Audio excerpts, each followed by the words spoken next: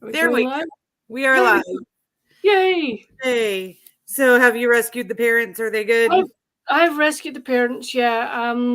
For some reason, I got a call when I was kind of halfway to the station, and Mum's going, "We managed to get into the car." I'm like, "Right, okay, that's fine." But the keys, they still won't work. I'm like, "Yeah, okay, it's fine. I'm halfway there. I've got the other set of keys." So I got down, and then Dad's set of keys didn't work to begin with, but they got it working, Oh, and good. so I followed them home. And they're having a cuppa just now, and then Dad's going to phone the garage and explain what happened. I'm wondering whether you like when your key fob. Mm-hmm. I wonder if the batteries are dead in it and they need to be replaced. Yeah. So that could be it. So, but no, they're home. They're having a cuppa. They're fine. So yeah. They should have like an actual key They, within yeah, the key fob. yeah, but it's like their car and my car. They do we do have keys to get into the car, but it's like one of these push button start stop buttons to start the car. It has there's a spot usually like by the shifter that you can pop open and put that key in to Oh start the right. car. Oh, thank you for that. I didn't know that. Yeah. You'll have to look in for your specific car, like where it is. Okay. But there is a spot where you can actually use the key to get the car started if you have to change batteries or the push start's not working or whatever. Okay, that's great. Thank you for that. I will go and find mine and go and find theirs at some point this weekend. So that's fine. Yeah, great. It should be in the car book or look it up online. I'll check the handbook or whatever. Yeah. So but they're home. It's fine. So yeah. So that was that excitement. I'm just glad that they're safe and you could go get them. Yeah, exactly. It'd been horrible if, as Mom said, thank goodness I was at home. If I'd been away, what would have happened? Yeah. Luckily the other half's at home. He's here at the moment. So if necessary, they could have phoned him and he could have gone and got them. And they had house keys in the car, so they would have been able to get into our house. But they could have phoned himself and he would have come and picked them up, I'm sure. But damn. Sent the dog. Yeah. Yeah. Send the dog. Yeah. Send the dog. He would have been fine. He's a good boy. He would have gotten him home. He would have done, yeah. So that's that. so I think we kind of covered the apron shop, didn't we? We did, yeah. Or as far as we're into it anyway. Yeah, exactly. I'm looking forward to seeing where it goes. Me too. I really like how she sets it up because it's not info dumpy. Like we're getting a lot of information, but it's not just. Yeah. She does that so well. Oh yes, exactly. So I actually I went onto her website and I pulled up some info about her. She is an Edgar Award nominated author, which I think is pretty impressive. It is. As well she should be. Exactly. And elements that often appear in her books are vintage summer cottages, post and pre-set mysteries, and the arts. So yes. So we got all of that. This is the bit that blew my mind. She has over 30 mystery and women's fiction novels and short stories, as well as screenplays. Screenplays? Yeah. Well, see, now I'm going to have to find something that she's written as a screenplay and watch it. She was also a consultant and non-profit executive, and she has a BA and an MBA.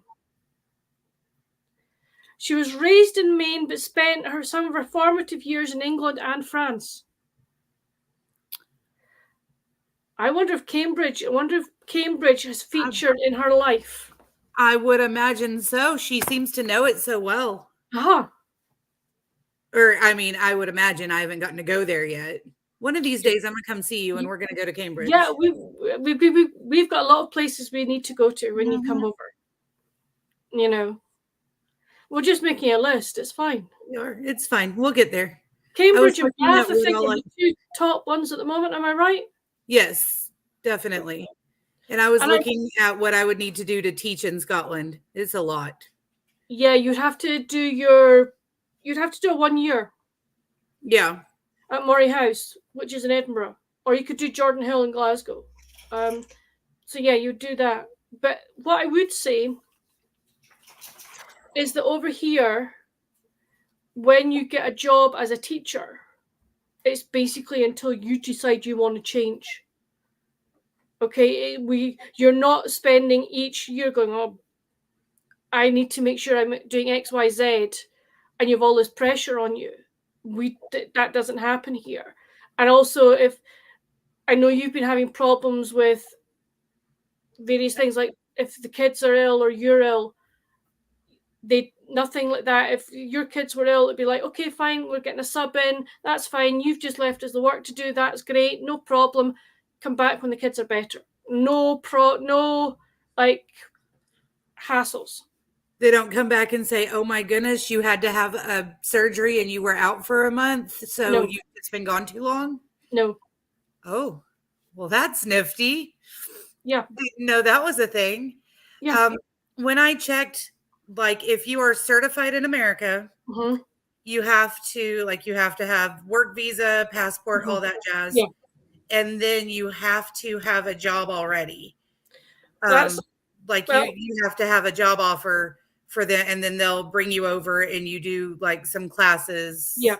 I think over here, if that was the situation, what would end up possibly being, don't quote me on this, but it could be that you could work plus study for your UK teaching 1-year certificate thing. Yeah. Let me look and see what things are happening around this area. Okay, I will send you, if I see anything, I will send you the links. That would be great. Not that I like being here, and with mom's health, probably not something that's like right now. No, but something for the future. Something for the future. I think it would be great. And I think the girls would absolutely get a kick out of being able to go over there and, Yeah. So, and it's much, much less frightening to think about it, knowing that, like, if I go to Scotland, they've got their Auntie Fiona and, you and your parents over there. Yeah, it's fine. I mean, there's no problems. And I mean, it's also there, it gives you a gateway to other countries as well. Like Europe is like an hour away. Also if your dad can come over, and your mom can come over for a visit and all of this. So, there's absolutely no sort of issues that way, as it were. Right. Yeah. Cool. That would be awesome. I am just kind of, sort of a little bit looking into it, but, Elizabeth Penny spent some of her formative years over there, and she's writing amazing books. I get my girls that edge. Yeah, exactly. No problem. Just we've been going for 2 minutes now. Did that include the Elizabeth Penny bit, or the not Elizabeth Penny bit? Yeah, we've been going. Okay, that's fine. Cool. So, yeah, I can't believe that she's done screenplays. I know. That's what I was looking for before I was like, I just want to go travel Scotland. Mm-hmm. I was going to look up Elizabeth Penny screenplays. I got distracted thinking about Cambridge. Yeah, we've got to put Bath in there as well. Oh, yeah. Oh, darling, yes. Go and have afternoon tea at the pump rooms, what? Oh, yes. Most excellent. So, have you got your copies of the Cambridge Bookshop books there? Because I'm going to grab mine in a minute. Have them in the pile of things, yes. This is so much. Oh, yes. This is so much shorter. Is yours shorter? Chapters and Curse, Treacherous Tale, and then the Fatal Folio. Yes, and Chapters and Curse and A Treacherous Tale are like the same size. And then I don't know if yours is, but my copy of A Fatal Folio is smaller. Much smaller. Yeah. Yes. Hello. What happened? I don't know, but I don't like it. No, we must get on to St. Martin's Press. Yes. Make them all the same size. Exactly. But they do look nice together, you've They got to do. say. They're so Yeah. gorgeous. And I love that the cat's on All of them. on all of them. Yeah. Which is hilarious because the cat doesn't really play a big part in. It doesn't. Hi. Hi, Whiskey. So You say hello. So yeah, so these are the Cambridge ones, guys. Oh, no. Hello, Whiskey. Are you going to read them as well? Have you read them as well, girl? Yes. You want to talk about it? Oh, goodness. So I said cat, and she was like, no dog. Shall we do a brief synopsis of the Cambridge ones? Yes. So we meet Molly and her mom. Now, Molly was a librarian. Yes. We don't know. Are we told where she's a librarian? I think they lived in Virginia originally, like out on a farm. Because it's like it starts off in Vermont. Oh, Vermont. Yeah, not Virginia. It was a V. I was close. You were very close. So yeah, we don't know. No, they lived in Vermont. But she was a minute. No. Thorndike, Vermont. And she was an assistant librarian in the town library. There we go. So one Saturday she's living with her mom, and they get a letter from Cambridge, UK, from her Aunt Violet, is it? Yep. Yes.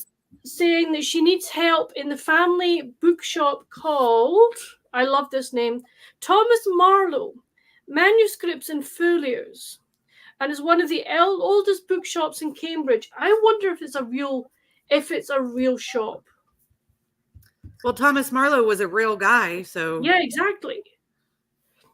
So anyway, Auntie Violet needs their help to run the shop, and they decide to up sticks and head back or come back to Cambridge because Molly's mum was brought up in a village called, I think it's Hazelhurst, which is outside Cambridge. And then she moved to America. So yeah. And I think it's important to note that Molly didn't know anything about this family. No, she didn't. She knows nothing. Strange. Her mom met her dad and had a falling out with the family because she married him or something like that. Mm-hmm. So she moved to Vermont with Molly's dad. And so now her dad's died, and she suddenly found out that she has family in the UK, in Cambridge, that own a bookshop, and they're pulling up stakes and moving over there. Yeah. So throughout all three books, actually, every last one of them, we're finding out like a new family connection that she's got. It's great. And she finds an uncle she didn't know she had. Yeah. Yeah. I mean, I love the fact that when her mom's name is Nina, and I love that when they arrive, it's spring in Cambridge, and that there's they want to get the shop involved in the Cambridge Literary Festival. And that they're trying to include her Aunt Violet's old college friend Persephone. I mean, geez, that is some handle to give some woman. Yeah. Persephone writes poetry, but she ends up being dead. She's killed with using one of Aunt Violet's knitting needles, as one does. Of course. You've got to be strong to do that, though. When I thought about it, you really do. It doesn't matter if steel, wooden wouldn't do it, but steel or plastic. Yeah. You have to be that strong. You do. I mean, The wooden ones would do it too, but if you're in, it's not like she was stabbed in the middle of the head or the No. ear or something. Like she was stabbed. Yeah. So you've got to hit just the right spot or Oh. you're hitting bone. Mm-hmm. So we have that's kind of the premise of the first one. And Molly and her mum decide that they're going to try and solve the murder because Granny or Auntie Violet is sort of being touted as one of the suspects. But so again, an uncle comes out of the woodwork that they didn't know that she had, and some of her mum's family come out of the woodwork as well throughout the first three books. And she reconnects with some old friends. Yeah. And like just as a side story, and then we've got the police chief, and we've got the gentleman who, what is his name? He used to be MI. Sir. Oh, I want to say Charles, but I don't think it's Charles. And he likes Violet. Yep. Oh, what's it, Sir? Oh, sorry, folks. Chat amongst yourselves. Sir John. Sir John. There you go. Oh yes, so John likes Auntie Violet so much, and then we've got Molly finds a best friend in Daisy, and Daisy's significant other, Tom, something like that, and Daisy's friend Kieran. Oh yes, Kieran. We mustn't forget about him. Oh, right. Yeah, I can't remember Daisy's best friend. Oh, come on. This is ridiculous. Because Daisy's best friend, Oliver. Oliver works with Kieran. Kieran is he's a lord. Gentleman. He's a nobleman. He's a nobleman. He runs a bike shop. Yeah, exactly. Which I thought is so good. Yeah, he's like, I don't want to just run the estate with mom and dad. I'm going to open this bike shop downtown. Yeah. So, which selling is so good. Bike tires. Mm-hmm. He's so cool. He is. And what I do like is the fact that we're getting, obviously we got, in the first one, we're getting not only them deciding to come to the UK, but we're then getting them making friends in the UK, how they are finding being in the shop, and the descriptions of the shop are beautiful. I love them. Yes. We don't have bookstores around here. Okay. The closest bookstore to my house is an hour away. And now, if I go an hour and 15 minutes, I can go to an actual like indie bookshop that is set up with like little nooks with chairs or whatever. About an hour from me is a big box Barnes and Noble situation. Okay. That's what we have. Wow. We don't have any like small downtown bookshops. We have thrift stores that might have some old books in them. But there's not anything like this. So like I just fall into these descriptions, just gobble them up, because there's not, even in big cities, there might be one or two small indie bookshops that you can go see, but it's not like well-established old. There's very few of them here. Yeah. So just be prepared when we come to see you that we're going to go to the town you were telling me about that y'all went to visit, and just the whole like several blocks worth of bookshops lined up that, right, a month. We're going to spend like a month there. Right. So we're adding Wigton to the list, right? That's fine. No problem. Yes. That's fine. But I just really love that you get a real feel for the bookshop. Yes. And the people who come into the bookshop as well. Yeah. It is actually another character, which is great. Which I really appreciate that she's taken her time to make it so. Yes, and they live above the bookstore. Yeah, Auntie Vi's flat above the bookstore, and so they talk about like going up and down the stairs and running up to make a cuppa and doing all those things. It just really brings you into the story. She's so good about that. Yeah, I mean, it's also the fact that, she wakens up in the morning and she smells like the coffee or whatever Auntie Violet is, cooking for dinner. Yeah. But she doesn't belabor the point. Like, I'm in that Shakespeare class right now, Mm-hmm. and there are Yeah. times when I'm reading it like, why do we have this much description? Why is this guy going on a monologue Mm-hmm. with, whatever?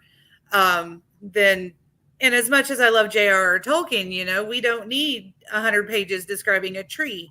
No. And she's doing, like, she's evoking those emotions with just like 2 sentences. Yeah. Molly glances over and sees the pile of antique manuscripts that Violet wants her to tag or whatever. And you just feel that aura of the bookshop. You don't need anything else. You've got it. Yeah, I mean, I'll kind of read a bit from this that it was. I reached for the handle and pushed the door open, then swung my legs out and stood, stretching my cramped knees. She's obviously getting out of the car. From here, looking up the lane, I could see Trinity College's main gate. Trinity College was home to the world-renowned Wren Library, which held a collection that included amazing works like an 8th century copy of the Epistles of St. Paul, 1,000 medieval manuscripts, and one of Isaac Newton's notebooks. Newton had been a Trinity Fellow. Gobsmacked indeed, I was now living in a book lover's dream. I mean, that is just, you're immediately there. Just absolutely pulls you in. And every time I read that, I'm like, okay, so I need to apply to Trinity College, to need to go there. It's beautiful. I've been lucky enough to go to I went to Cambridge to visit a friend who was there at university. So I had a week there, just visiting, and of course, Chariots of Fire. Part of it is set in the film Chariots of Fire. Part of it is set at Cambridge College, at Cambridge University. Yes. She describes I'm trying to find it in the Fatal Folio. There's a section where she describes like walking through the path, like going through the gate and walking through the path. Oh, is that the one where they're going towards where they're going out to the, if you look at page 24, they're going up to St. Allred, the college. Yes, going to St. Allred's. Mm-hmm. I think there's a bit there.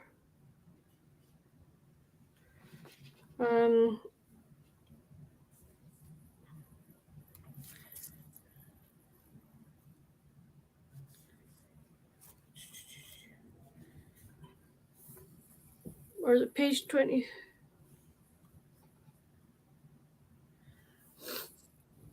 So you get some. Tim works at the bike shop. Oliver's the cousin from Fatal Folio. Yeah. Although I'd heard of the college, I hadn't explored this area yet. Cambridge had so many enticing colleges, parks, and historical sites, not to mention shops and events. I wouldn't mind I'm skipping parts. Here we go. Founded in the 14th century, St. Allred's featured medieval architecture and gardens. At a better time, I'd bring up a map of the college on my phone and examine it more closely.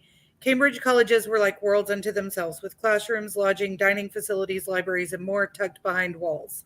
Something about the cloistered nature of these establishments appealed to me, the notion that one could retreat from the world and focus on learning, often with distinguished instructors. St. Allred's Way was narrow and paved with cobblestones, tall stone walls looming on both sides. The sound of the city dropped away before we'd even walked a block.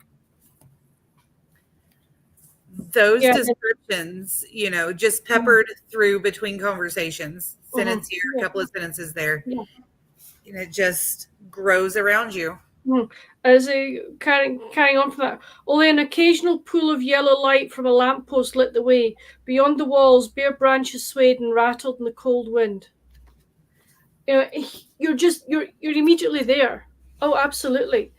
What was interesting, I kind of that set me down a rabbit hole. I wanted to know if there was a St Allred's College in Cambridge. There isn't. It's not. St Allred is a monk that has links to one of the Cambridge colleges, and I can't remember which one it is. I'm sorry, but he has links to one of the colleges. That's so cool, though, that she, there's a whole situation set up. A big part of the mystery is set at St. Allred. So instead of setting it on like the real campus, she pulled that lore and created. But it feels like it's a place. Like it feels like it's, and I bet she used like the actual college or parts of it. Because if you look up those colleges, looking through images, you're like, oh yeah, there's the walls. You could. I want to go and just not be redoing floors and washing laundry and whatever. Like go sit at the pub with nonsense about Othello. Because I have to make a presentation this Sunday. I want to cloister myself like that and be able to read and study at the pub and, have a shepherd's pie while I'm reading about this instead of having to actually stop and cook my own food like a grown adult would. Yeah.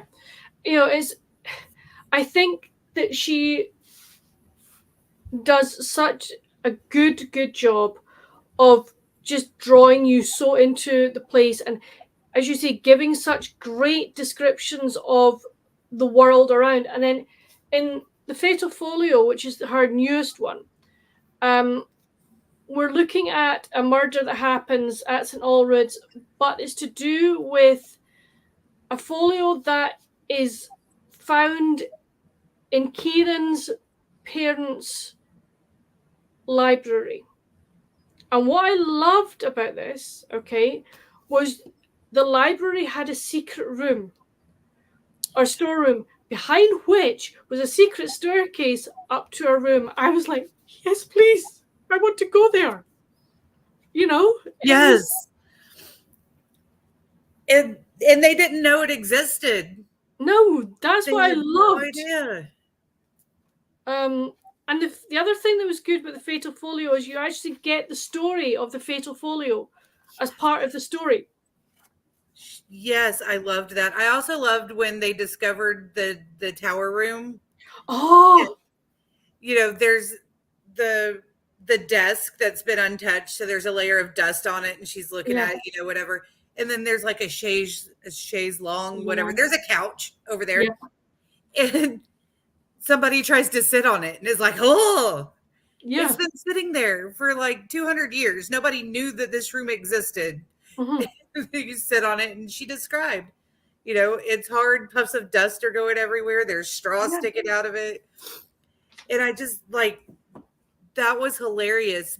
But honestly, a little unbelievable if he goes and tries to sit on it and it's oh so comfortable, or but he managed to, just a couple of sentences of, there's a piece of straw poking him.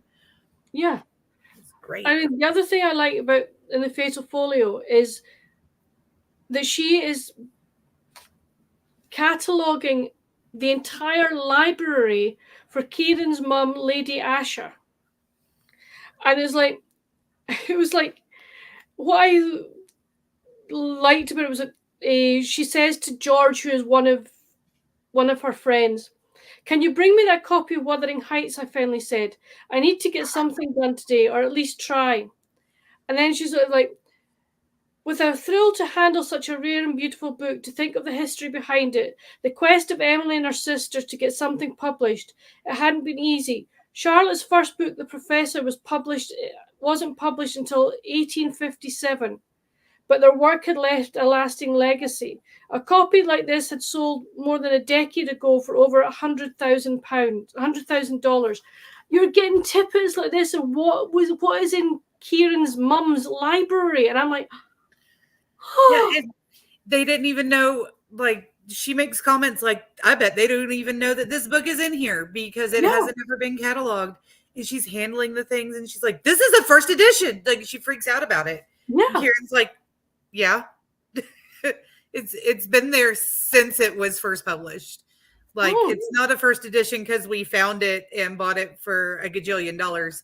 We have a first edition because my great great great grandma wanted a copy of the book and put it in the library, and we take good care of our books. So, but Exactly. it's so funny. She freaks out about it. He's like, I read that as a kid. Yeah. What? Yes, exactly. And it's also the fact that in the house they have, in the storeroom off the library, they have boxes with receipts, and it's like some of the books actually came from the family bookshop. Yeah. Which I was like, wow. She's looking through and she's like, oh, that's from Thomas Marlowe, like 150 years ago. Yeah. The old receipts in boxes, just ridiculous. But that connection to the village, between the families. Yeah. I mean, in the second one, A Treacherous Tale, the descriptions of the house, of the cottage, and the thatched roof. Yes. It was like, and then it was the village fete, and you get a description of part of the village fete as well, which I think is just so good. Yes, definitely. Trying to find it. Okay, but I've just got to chapter 11. Molly's going, this is so nice. I sat back in my chair, beer in hand, and surveyed the bookshop garden. The three of us were eating dinner outside, big salads featuring local vegetables and a tantalizing array of toppings. I'm sorry, I want to go to the bookshop and go and sit in the back and have a salad. It's just made me a little hungry. Although I can't sit in the back of my house to have my little salad because I've piled all the carpet bits from the little one's room on the back porch and all the tile from the floor on the edge of the porch. So I have to go somewhere else. Okay. So the Treacherous Tale one is to do with a lady that falls. Now, let me think. So she found Iona York, right? This is the one with the children's book. Yes. That's right. Okay. And an old acquaintance of Iona's tumbles off the roof of her house to his demise. And it's to do with the book The Strawberry Girls. And this is the one with the archaeological dig in it, isn't it? Yes. Yes. They're digging up down the road. Exactly. And there's somebody not very happy about that. Yes. Iona's husband passed away a long time ago, and it's like connected to this new. Yes. Yes. Oh, and there's a secret tunnel. That's right. So there is. Ooh. Yeah. So in one you get a secret tunnel, in another you get a secret room. Fantastic. Love it. So I would say, if you're looking, I know we've just started the Apron series, but which had a secret skeleton. Yeah, we've got a secret skeleton. That's exactly it. So but her characters, as we've said before, her characters are so believable, and her use of descriptive language really, really does draw you into where she is writing about. Yes.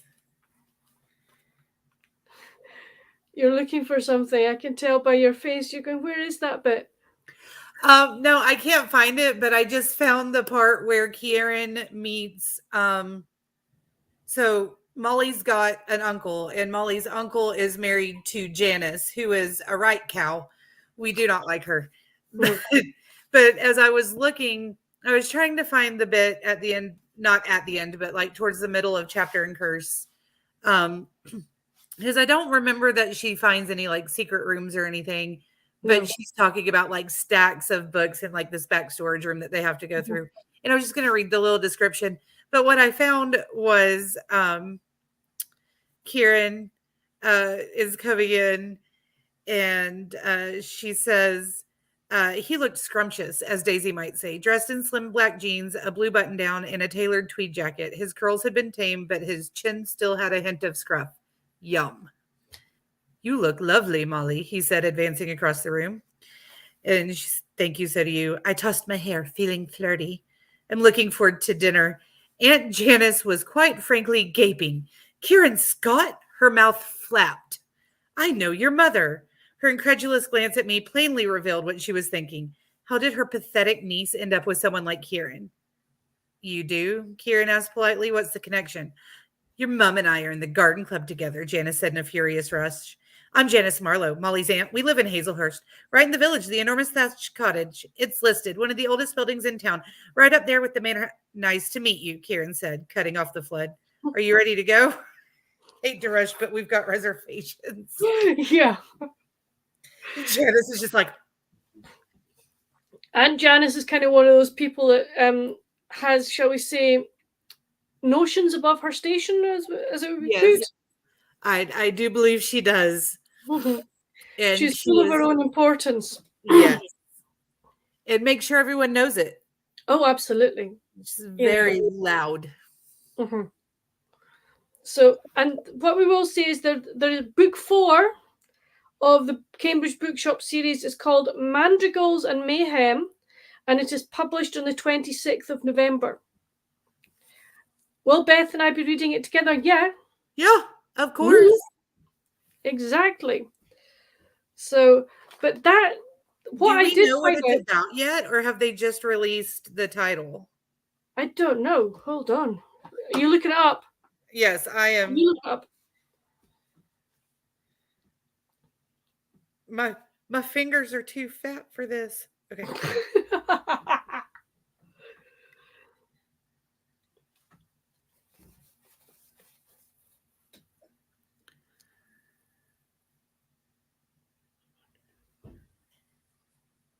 Ooh, the cover is gorgeous. They released the cover. Cover is festive. I think it's a Christmassy one.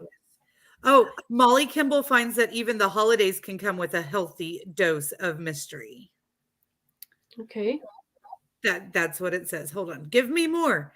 Okay. Molly is eager to experience her first English Christmas with family and friends now that she's adjusted to her move to Cambridge and her restoration of her family's ancestral bookshop, Thomas Marlowe, manuscripts and folios.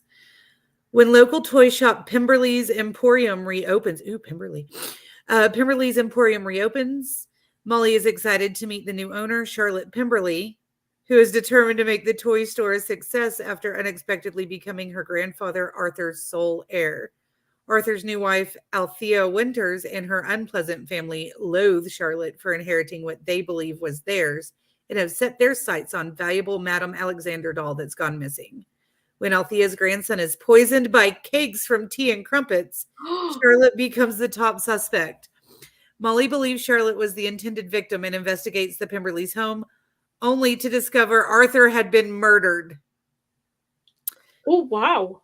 Wow. All right. Molly and her boyfriend Kieran go undercover by volunteering to act and sing for a madrigal dinner directed by Althea and her daughter at St. Hildegard's College. Molly must help her new friend clear her name while searching for the missing doll and wrangling her own family during the chaotic holiday festivities at the bookshop. That sounds fantastic. It does. And I love that she's Charlotte Pemberley.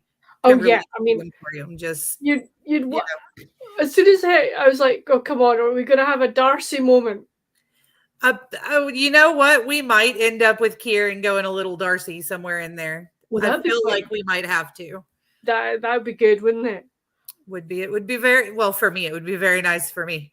Yeah, just surround myself by my multiple copies of Pride and Prejudice while I read it. Absolutely. All right there. Good. It's the only shelf on the bookcase that is actually up to snuff right now. Cool. So I'm really looking forward to that. That is going to be so good. I don't normally read like Christmassy books, but I am down. That sounds amazing. I can't wait. That sounds really good. So you know that she's written more, don't you? She has written a ton of books. Yes. Yeah, you said like over 30. Right. Do you want a wee list? Yes. Now, I have checked. All of the ones that I'm about to name can be bought but from that very well-known online place. We have Mysteries at Martha's Vineyard, Victorian Flower Shop Mysteries, Secrets of the Castleton Library, Antique Shop Mysteries, Amish Inn Mysteries, Secrets of the Quilt Series, Mysteries Unraveled, Annie's Quilt Mysteries, and Creative Women's Series. She also has a women's fiction series called The Inn at Magnolia Harbour. So there's lots. That is loads. So March Mystery Madness, we have one of our 9 prompts is something with 9 square, which is a quilt. Quilt. So have a quilt on the cover. And that was what, 2 mystery series that were there's the Secret of the Quilt series and Annie's Quilted Mysteries. So I'll be looking for one of those to start because I hadn't found a quilt book yet. Hold on, right. Hold on till I check. Now, what would we do without mobile phones, honey? Oh, well, I remember back in the day, it just took way longer to find things. Right, what am I looking for?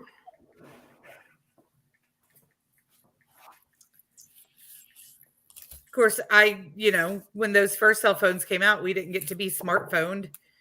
No, we didn't. We still had to wait on various things. We did. Okay, I think the first, right, okay. There's one called Stab Stitched and A Deadly Pattern. I think they're the only 2 in that series. Now,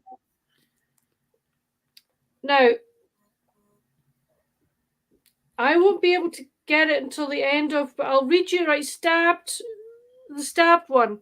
As Emma Cotton and Kelly Grace inch closer to finding out what really happened to their friend Rose Peterson, their journey comes to a perilous fork in the road. Down one side of the trail, the stalker who's tried to dissuade them from their investigation has become more and more desperate. Down the other, a trip to nearby Lantern Cove in search of their next suspect, Olivia Stewart, turns deadly. Bart Tolliver, a friend of Emma's vivacious Aunt Dottie Faye Sinclair, is found stabbed through the heart with a letter opener, and Dottie Faye is the main person of interest. Will the trip to Lantern Cove shed light on their quest to find Rose's murder, or will this latest tunnel be just another dead end? So maybe that's not the first book. Okay, A Deadly Pattern is the other one.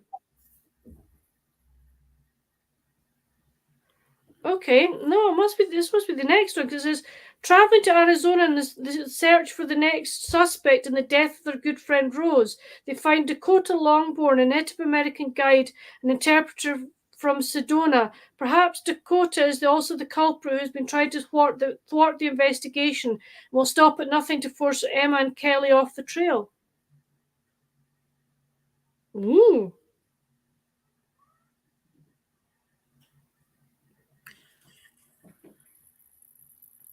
Those sound really good. They do. So I can get both of them, but they won't be here till the end of March for me because they've got to come from your side of the pond, honey. Oh, well. Can you get them on Kindle? No, they're only hardback. Oh, goodness. Yeah.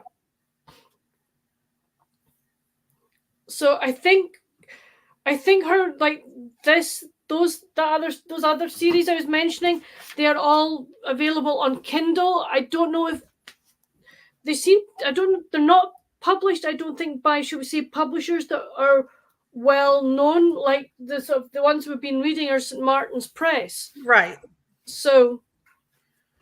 Well, you know what? For April, we can read her Amish Amish Mysteries. Yes.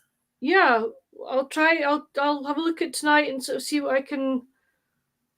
Have you managed to pull them up there yet on your phone? I've got I just pulled her up on Amazon. Uh-huh. And I'm not finding, I just looked up Elizabeth Penny, and there's so many. I know. So many. Mish in Mysteries. How do you say Mysteries by? Ooh, the second in the Apron Shop series is called Thread and Dead. That's such a Yeah, great and the title. third one is called Bodies and Bows. Love it. Yep. Okay, Humble Pie and White Lies is Humble Pies and White Lies is as an audio, you can get as an audiobook. Ooh. Yeah.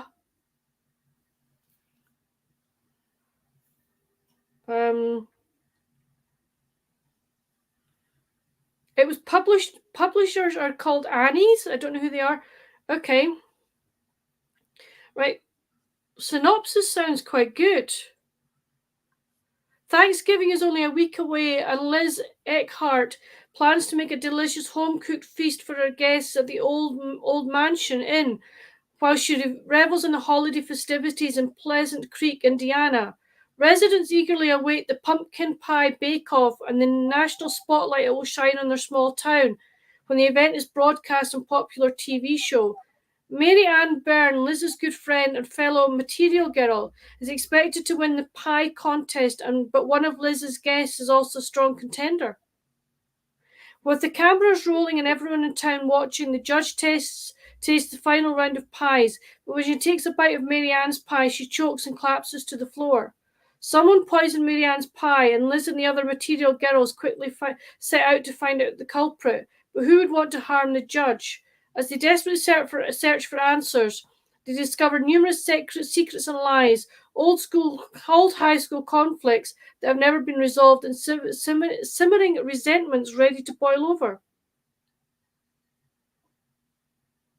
Ooh. Yeah, I think we should read that one for April. Yeah, that sounds good. There is another one as well. It's called Homicide Homicide. Now, I don't know which one's which. Again, available on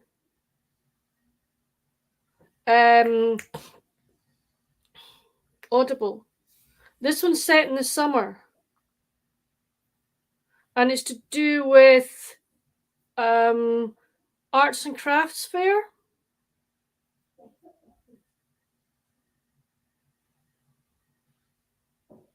So that sounds quite good as well. We can have a look and see which one we want to see which one comes first. But I think that's the only two in that series as well. Nice. Yeah. They're just that she has so many and they all sound so good. Mm-hmm. If you go onto her website, she has she has a website where you can go and see all the books that she read. She's also written like business papers and stuff like that from her time as a non-profit exec. So crazy. She's done so much. I'm just in awe. I know. I mean, she's done so much, but how many people know about her? That's the thing. Honestly, not very many, apparently. At least in our corner of the world. No, I hadn't heard from her. I mean, I can't remember how we decided to read Chapter and Curse. I can't remember how we got to. I can't remember what set us off in this. I don't remember either. But I'm so glad we did. I mean, I've never heard of anybody mention anything about her or on any videos on YouTube. And out of Tiffany, the beach bum bookworm, Yeah. he is really up on all the sort of the new releases and stuff. I've never heard her mention Elizabeth Penny. You know what? Storm does a lot of it too, and she doesn't do as many cozies though. And Lizzie or Elizabeth at Lizzie Faye Loves Books, I don't know if I've ever heard either of them mention her. No. Lee had never that I know of. No. Trying to think. I don't think Janelle, of course, Janelle did more of the classics, but I don't think I ever heard her mention her either. It's crazy. I hadn't thought about that. No. You know what, though? We're going to give somebody a chance to win one of the books. We are. We have a giveaway, friends. Unfortunately, Elizabeth couldn't be on our live because I think she said she's got something like four books that she needs to finish. So she's super busy. And she runs a farm. Yeah, does she? That's what it said. It says she lives in New Hampshire, in the White Mountains of New Hampshire. She also operates a small farm. And she's got these books. I hope she's finishing Madrigals and Mayhem. Yeah. Final edits on that and get it out for us. Exactly. I didn't read that because the blurb about her in the back is very, very short in my books. Yes. So she very kindly has offered us a giveaway, friends. One lucky person can win either a copy of The Fatal Folio, which is book 3 in the Cambridge Bookshop series, or you can choose Thread and Dead, which is book 2 of the Apron Shop series, or Bodies and Bows, which is book 3 of the Apron series. So you can choose which one of those 3 books you would like to win. All you need to do to win is to comment down in the comments of this video which one you would like to win. We will do a prize draw. I'll record a prize draw on Monday. You have till midnight Sunday night to enter. Beth will then on Monday email me or text me a list of everybody that has entered. I will do a spinny wheel thing, video it, and we will announce the winner. And then if they would email me, I can then pass with their address, I can then pass their details on to Elizabeth Penny, who will send whichever book the person who wins has chosen. Unfortunately, we can't enter, dear. We're not allowed to. But that's okay. I think it'd be nice to it's good to give somebody else the opportunity to win one of these books because it's so good. Fine. But just so you know, my students call the spinning wheel that chooses the name the spinning wheel of death. So I feel because we use it for everything from making small groups to choosing who has to present next to who's going to answer the next question. And it's just whoever gets chosen, they hoot, they holler at it, they cheer it on like it's a gambling wheel of some sort.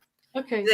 Then they're like, oh, she's getting out the spinning wheel of death, because I don't let them choose their own partners. And the spinning wheel will sometimes put them with people they don't like. So it's the spinning wheel of death.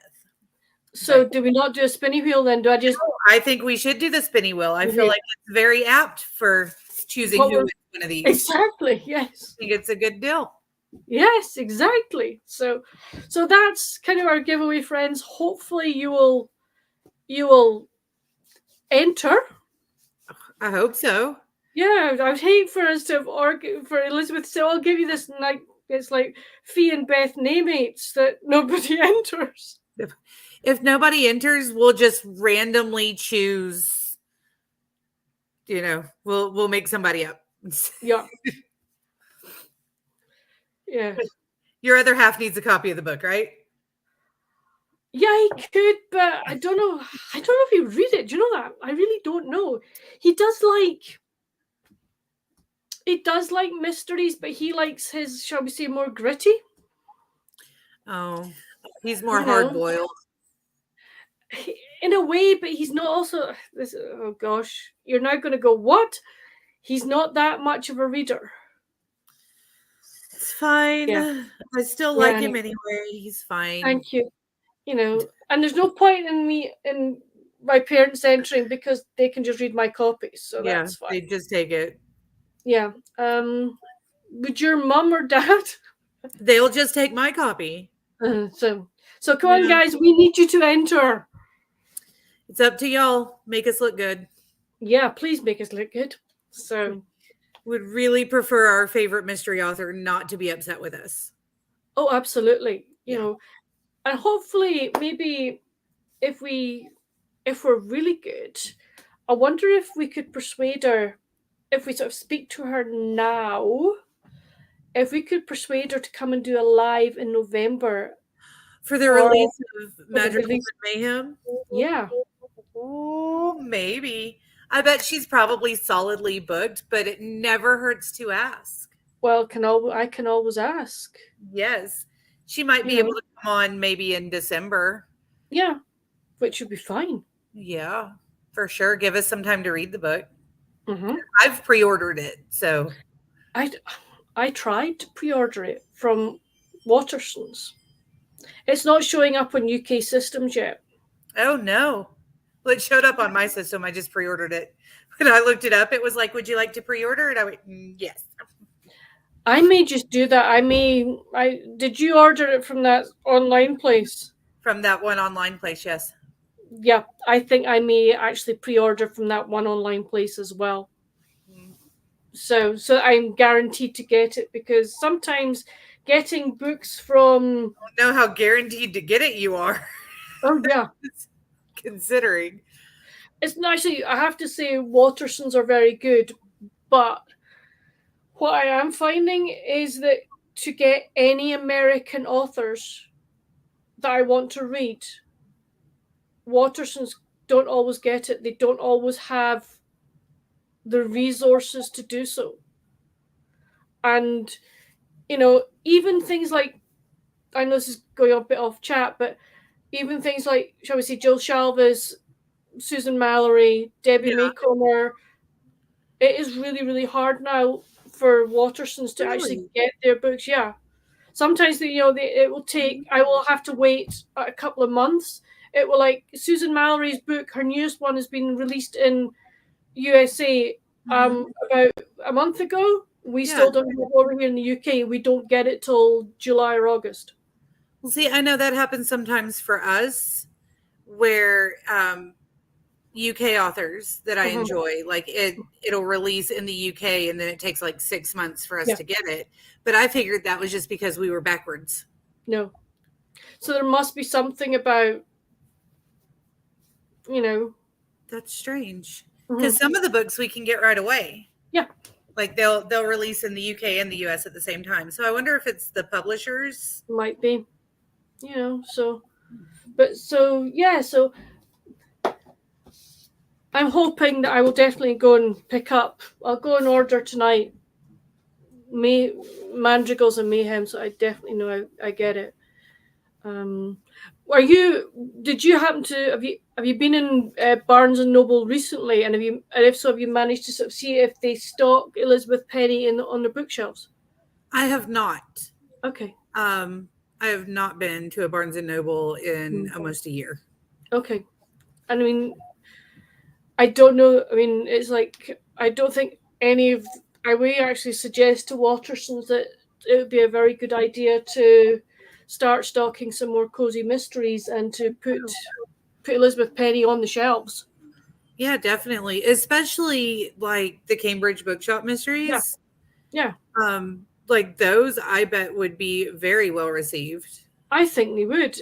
What would be really interesting, I would love to do, actually I might do that at some point before we do our next, if we get Elizabeth on here, would be to find out if any bookshops, whether they be indie or shall we say, big box store bookshop like Waterston's, whether they actually stock those books in store.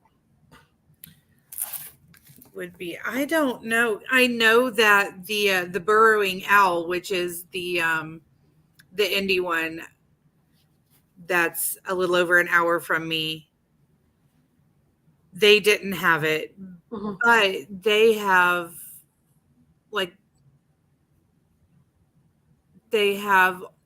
thrifted books and then also just very few new books. So I think a lot of it is like they go to estate sales and things of that nature, and they pull in books. So I don't know. But I'm looking at Barnes & Noble online right now. And you can get Elizabeth Penny. It pulls up. Okay. So not in stock at store. Right, let's at see my store. So, but the Fatal Folio is in stock at my store. All right. Okay. In Salem. I'm not in Salem. For goodness sakes. All right. I would love to visit Salem, but I am not there. Right. Okay. I have checked. Elizabeth Penny Waterston's. You can get the Fatal Folio paperback in stock online. Hems and Homicides, you can get the CD audio. Chapters and Curse, you can get as a paperback.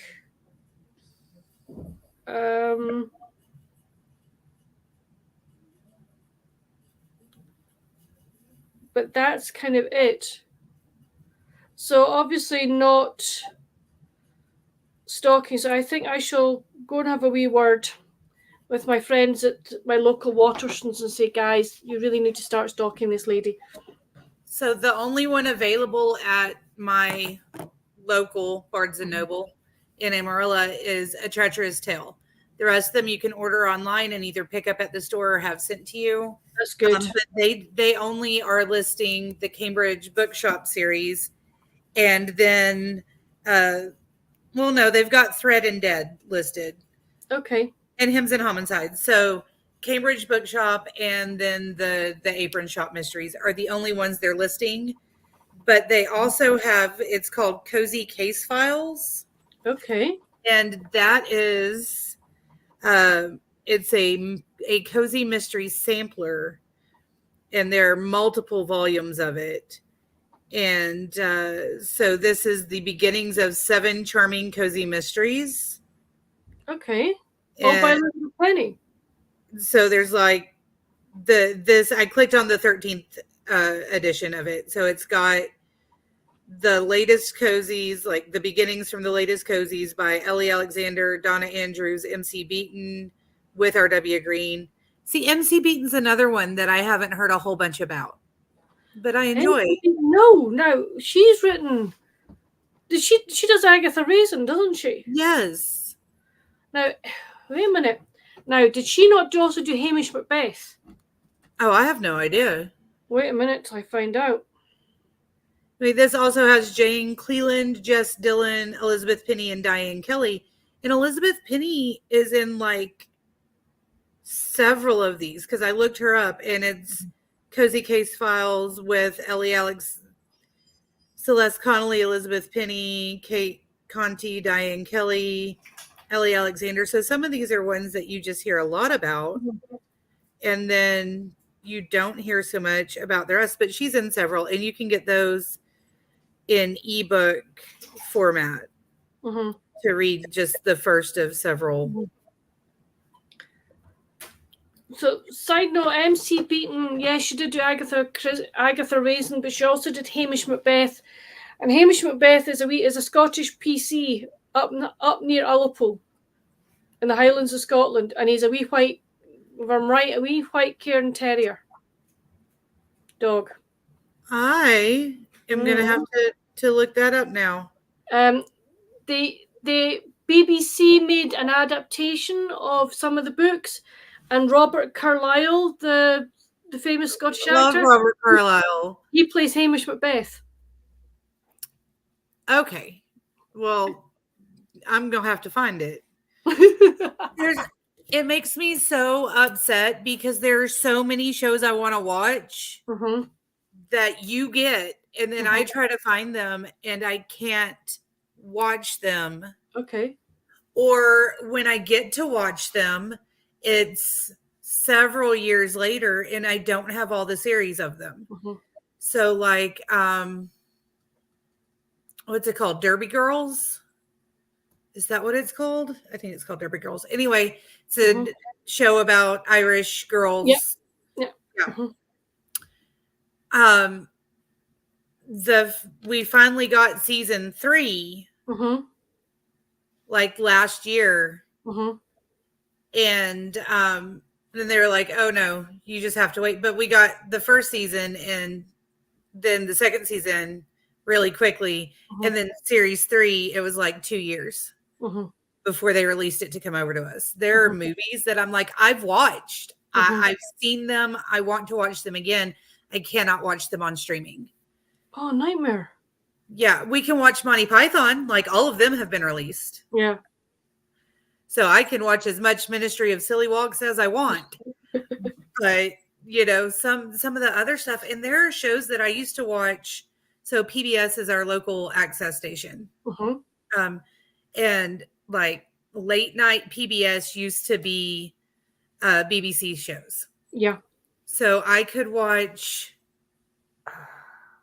what was it called? Oh, I've completely lost it. Where they all work in like a British clothing store. It might not be.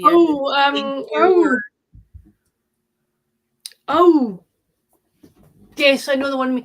Well, Molly Sugden was in it. Yes. The phrase was going up. Oh, Grace Brothers. And I cannot remember the flipping show. Are You Being Served? Yes. Yes. So I used to watch that. And then the Vicar of Dibley. And then there was one that was really weird. And they were like aliens on a spaceship. And maybe they weren't. It was a weird, like British Star Trek sort of situation. I know the one you mean. But I used to love those. And I would sit there like at my grandparents' house and I would watch them before I went to bed, you know? I can't find them. Oh no. I can't watch. And my grandparents, my mom's parents, so my dad's parents used to watch Are You Being Served with Me, which I find hilarious because they didn't get any of it. Like they did not understand. And I would be giggling and they'd just be like, this is very dry. Like, but my mom's parents, they call it the Little Old Men Show. And it's 3 men. They live out like in a summer wine. Yes. Yes. Compo, Clegg, and Foggy. Yes. Love them so much. Cannot find them. Cannot find them to watch now. I just had a thought. And it could be because I don't have an antenna, so it's just the streaming services. So I think PBS still has them coming on at certain times. But like for me, the PBS app doesn't have them on because it's just like a one that they run on at like 11 p.m. Grandma stays up and to watch her Little Old Men, you know.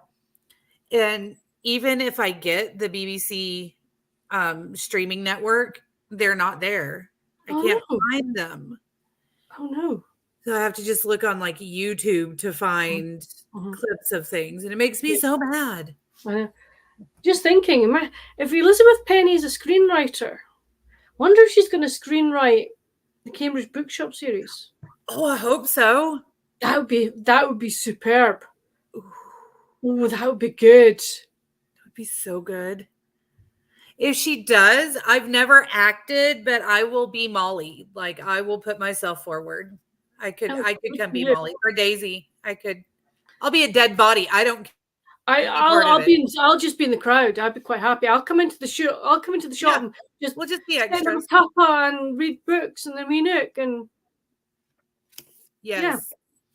Oh, absolutely. With Puck the cat. Oh, absolutely. Yes. So cool. That would be fun. Yes.